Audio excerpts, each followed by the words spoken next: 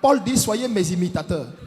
Et Paul précise, parce que Paul sait que si ses enfants l'imitent, ils imitent Christ, parce que lui-même il dit dans la suite, soyez mes imitateurs comme moi-même je le suis de Christ. Dans une famille normale, tout enfant a pour premier héros son père. C'est comme ça. Il se dit que son papa peut tout. C'est pas vrai. L'enfant s'en fout de savoir si son papa il galère ou pas. Paul dit, soyez mes imitateurs. Vous savez, quand il était un nouveau chrétien zélé, le verset là m'a choqué. On cherche à imiter Christ. Pourquoi lui il dit à ses enfants de l'imiter lui? Le Seigneur même dit, tu ne peux pas dire que tu aimes Dieu que tu ne vois pas et ne pas aimer ton frère que tu vois. Ça veut dire avant d'aimer d'abord Dieu, aime ton frère que tu vois. Donc toi tu ne peux pas prétendre d'après toi que toi, tu sais Dieu si tu ne sais pas son serviteur. C'est un non-sens. Comment tu peux prétendre servir Dieu et obéir à Dieu si tu es incapable d'obéir au berger qu'il a établi sur toi? Le berger dit à toute l'église, la semaine là, nous entrons en jeûne.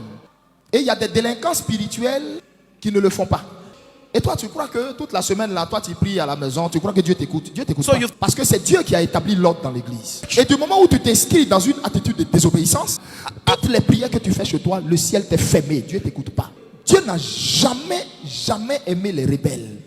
Tu dis tu es fils spirituel ou tu es disciple, tu es dans une église et tu es ton propre patron.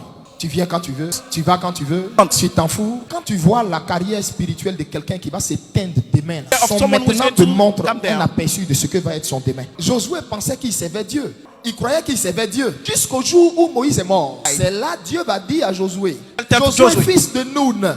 Il dit pas mon serviteur, le plus vaillant de mes soldats. Mais il dit Josué, fils de Nun, serviteur de Moïse. Moïse est maintenant mort, toi lève-toi.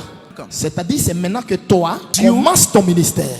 Si tu ne sais pas obéir à un père, tu ne seras jamais un bon chrétien.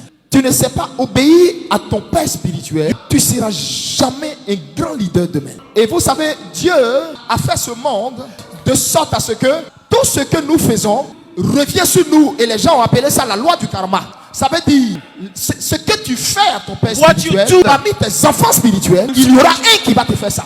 Ou si ça ne s'est pas trouvé dans tes enfants spirituels, ça peut sortir des enfants que tu as mis au monde.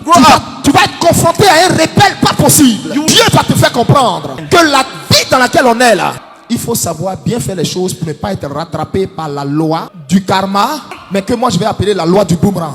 Donc, si vous n'êtes pas capable d'être soumis à l'autorité sur vous, vous allez avoir une vie très compliquée. Que Dieu vous aide à comprendre.